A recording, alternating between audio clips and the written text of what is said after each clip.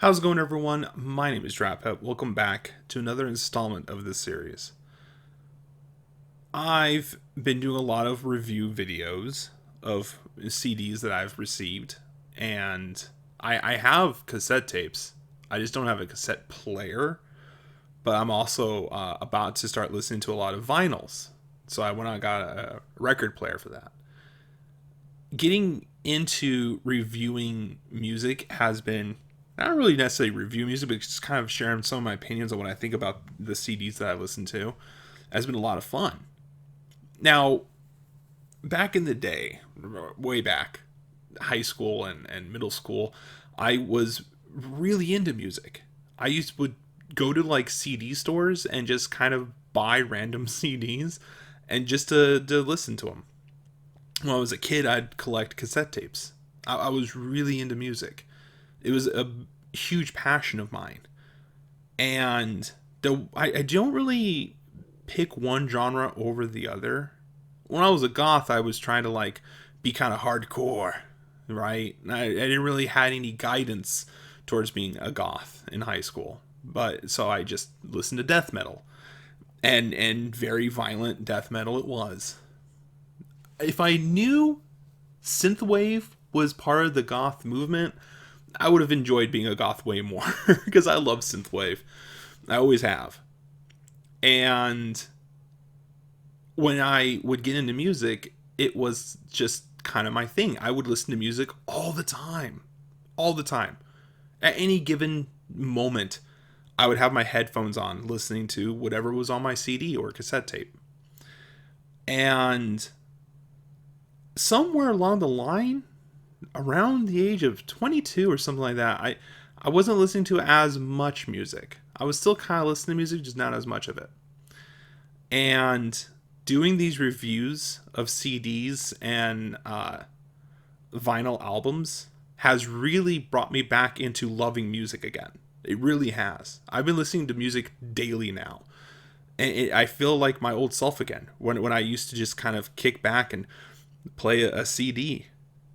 I used to go into like Tower Records, for example, and just go through. They had like these machines that you would take the CD and put it under it, and scan it, and it would give you a list of what songs were on there, and you could listen to like 20 to 30 seconds of the song that was on the CD.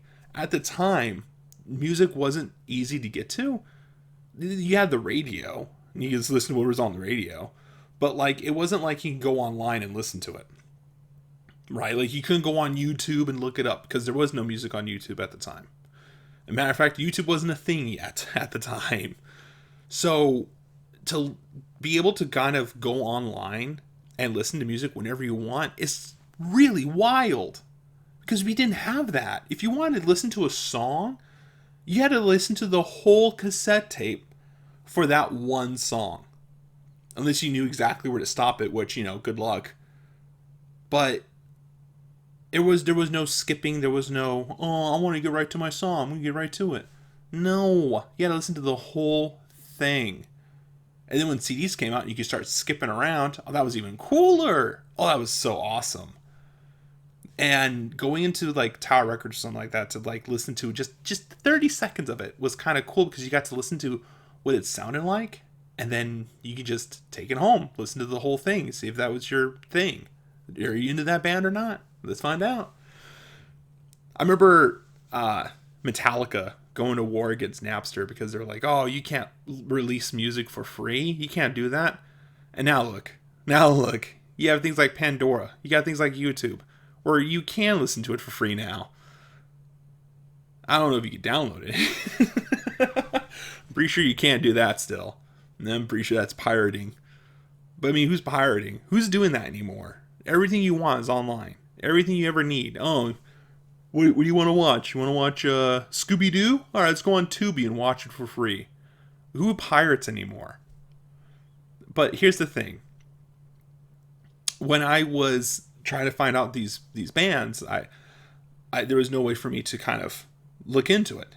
And now, if I wanted to listen to a certain genre, I just go on YouTube. What are all the best Metallica songs? What are all the best death metal bands out there? I want to listen to all of them, and now I can Now I have the freedom that I never had before to invest into discovering new bands, which is the best thing ever.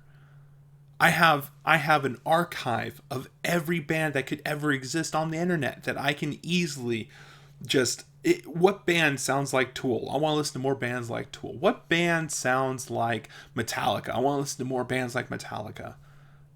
This is such a crazy time to be alive because the freedom to listen to any genre you want is at the tip of your fingers. And at any given time, you can just go out there and discover a whole new artist or even a whole new genre of music you never even thought existed. I told my friends I was going to get into K-pop.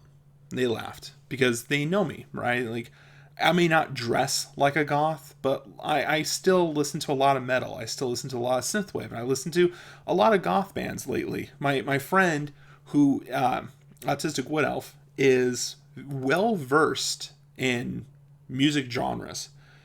He will actually find a music genre and then look up bands connected to that, and would just listen to it, which is kind of something I've been doing lately. And honestly, I kind of respect him for it. Like, this is kind of a fun thing.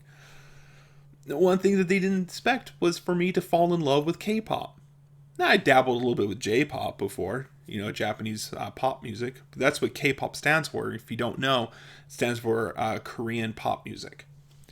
And they thought it would be like my fascination I had with J-pop a few years back, where there was a few songs I liked, but I didn't really get involved with the artists. But the thing is I started off with listening to KDA, which, if you don't know what that is, it's what do you call that? A female group with League of Legends characters in the music video, and I loved it.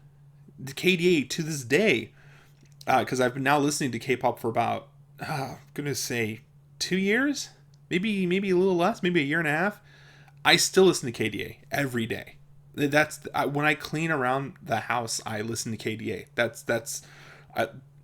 I just put on a set list of their songs and I just clean. And another artist I got really into is Le Seraphim, which is my favorite. I tell my friends all the time how much I love Le Seraphim. And every so often, I'll go into the Snapchat group and send videos of their latest music video. I'm like, oh, look, Le Seraphim just made something new.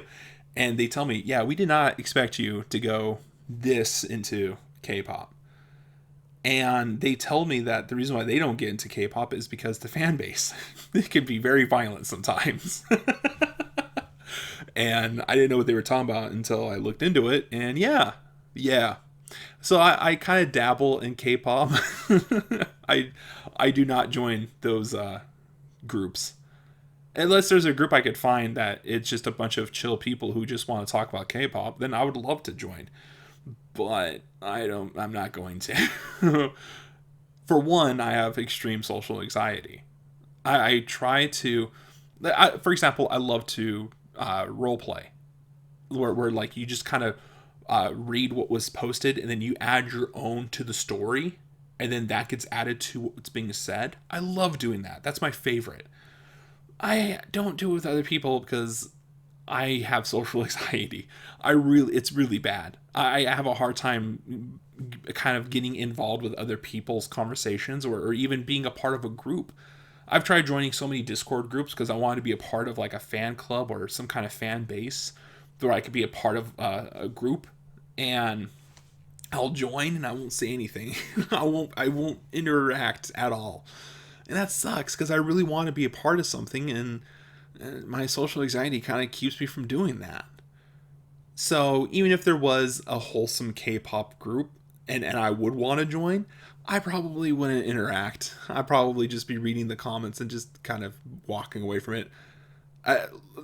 Lurking is what I'm saying. I would lurk the hell out of that chat group and not actually participate. But I don't know. K-pop is my new favorite thing. Another genre that I really love is electro swing. I love electro swing. And that's pretty much what I'm listening to 24/7. If it's not electro swing, I'm listening to K-pop. If it's not K-pop, I'm listening to electro swing, which is such a contrast to my usual personality. I know in these episodes I sound kind of like a chill vibed dude. If you listen to the music I actually listen to, it's like, wow, this is violent. What is this? Black metal?